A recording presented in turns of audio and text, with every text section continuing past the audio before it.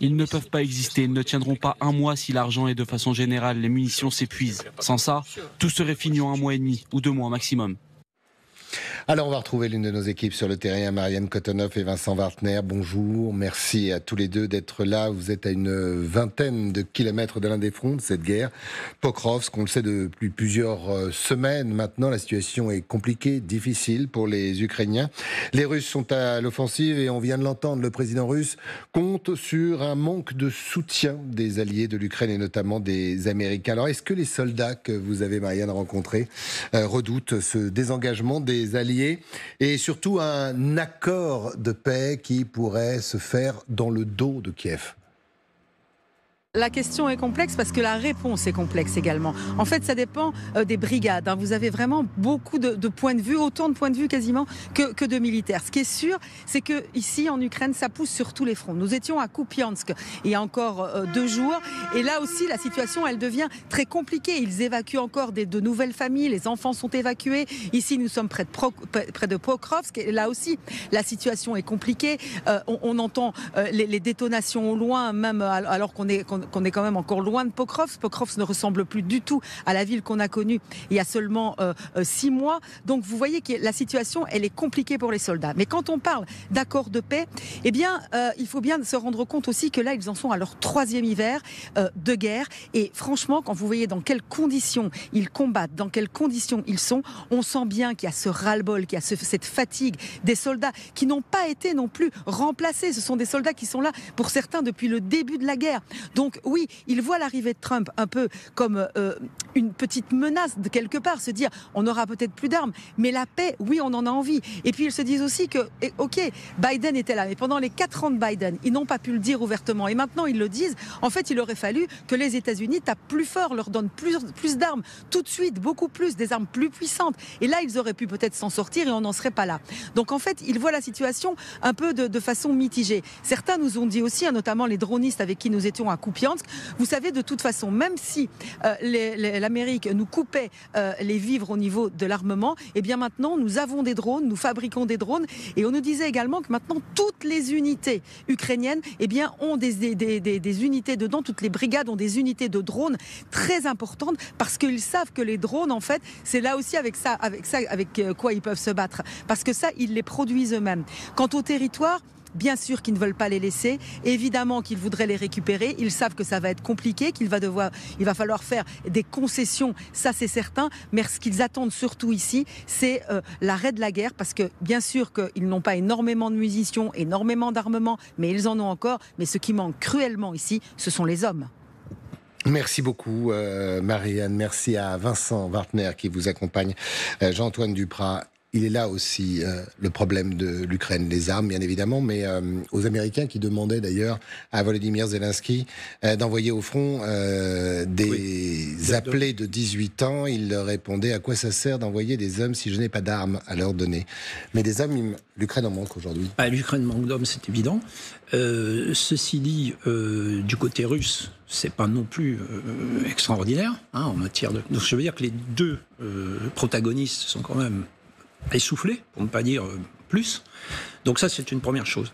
En ce qui concerne les armes... On rappelle toujours en général à ce moment-là que vous avez une démocratie d'un côté. Rappelons-nous. Et vous avez, non pas une dictature, ou peut-être que oui d'ailleurs, mais... On a quand même une détermination très forte. Oui, mais on a une détermination très forte du côté des Ukrainiens. Ils défendent leur terre. C'est totalement différent de la motivation que peuvent avoir les Russes. Et puis regardons ce qui s'est passé. Poutine dit on va régler la guerre maintenant chez 2 mois. Bon, on est passé...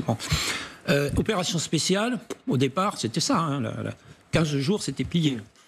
3 ans déjà. Bon. Résistance héroïque des Ukrainiens. Heureusement, on leur a apporté des armes. C'est sûr que si on leur avait donné plus d'armes, probablement, ça aurait été mieux, parce que toutes les lignes rouges qu'avait mis Poutine... Mais bien entendu, mais attendez, toutes les lignes rouges, on les a tous franchies. Bon, et qu'est-ce qui s'est passé? Trop tard. Rien. Mais bien entendu, trop tard. Le général MacArthur disait, tout l'art de la défaite se résume en 2 mots, trop tard. Donc là, le problème, c'est que on est dans cette situation. Ceci étant dit, aujourd'hui, on ne voit pas les Russes gagner. malheureusement, les Ukrainiens non plus, mais les Russes ne peuvent pas enfoncer le front ukrainien. Et puis ce que font les Ukrainiens, c'est extraordinaire. Il y a une réforme considérable. Toutes les guerres amènent des réformes en matière de stratégie. Les drones, c'est quelque chose d'extraordinaire. Moi, je regardais, je ne suis pas un général, mais je regardais la façon dont les Ukrainiens se battent. Il y a des drones d'observation, il y a des drones pour Alors, le problème, c'est que je ne voudrais pas pondérer vos propos, mais les Russes aussi. Mais les Russes aussi en ont. Mais les Russes aussi. Ce qui rend d'ailleurs cette guerre absolument horrible sur le terrain. Apparemment, les Ukrainiens sur les drones, les Russes ont toujours un coup de retard. Voilà, exactement. Les Russes ont toujours un coup de retard. Alors ceci, dans la durée.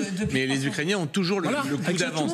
Après, les Russes ont des missiles, ont des bombes planantes que n'ont pas les Ukrainiens et ont la domination du ciel totale. Le problème, c'est effectivement l'occupation du terrain, parce que pour avancer, il faut envoyer des troupes qui vont occuper les positions de l'autre. Et ça, pour l'instant, ça se concrétise pas du côté russe non plus. Donc, on a vu, ils ont fait venir les soldats nord-coréens. On a vu ce qui s'est passé aussi. Donc, je crois que la situation aujourd'hui, elle est pas facile non plus pour les Russes. Donc, forcément, à un moment donné, il va falloir se mettre autour d'une table et négocier. Et puis, Poutine, de toute façon, il a besoin, parce que la situation économique en Russie, elle n'est pas non plus totalement florissante après par rapport à ce qu'on dit. Il y a ça aussi qui joue, vous voyez. Donc, tout ça pose effectivement. D'où la guerre économique lancée ces derniers jours par les États-Unis et qui compte, mais les Ukrainiens, et qui fonctionnent, les sanctions sont efficaces. Hein. Les Chinois et les Indiens refusent les bateaux, les fameux pétroliers fantômes dans leurs ports. À s'asseoir à la négociation. C'est-à-dire qu'il y a un changement de paradigme. Il y a eu toute une période où, en gros, le jeu international et les petites musiques de fond, c'était comment on met la pression sur l'Ukraine. Là, en fait, il y a un changement.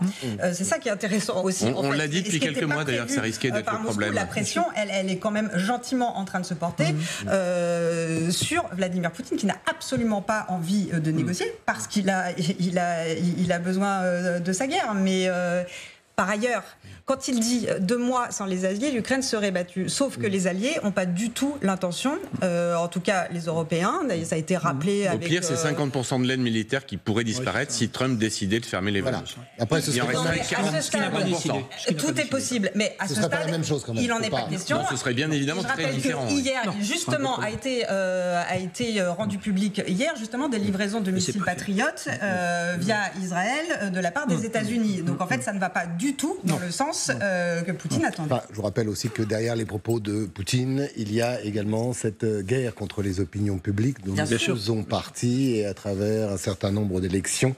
Et l'autre de ses buts est de fracturer les Européens. Et j'avoue que pour le moment, ça fonctionne plutôt pas mal quand on voit certaines réactions. Même si la Hongrie de Viktor Orban a rejoint le nouveau paquet de sanctions européens. Oui. Comme quoi, ça ne fonctionne pas non plus à 100% on à chaque fois. quand même beaucoup pour avoir... Oui, ça coûte cher. Voilà, mais finalement, Orban commence à nous coûter très cher.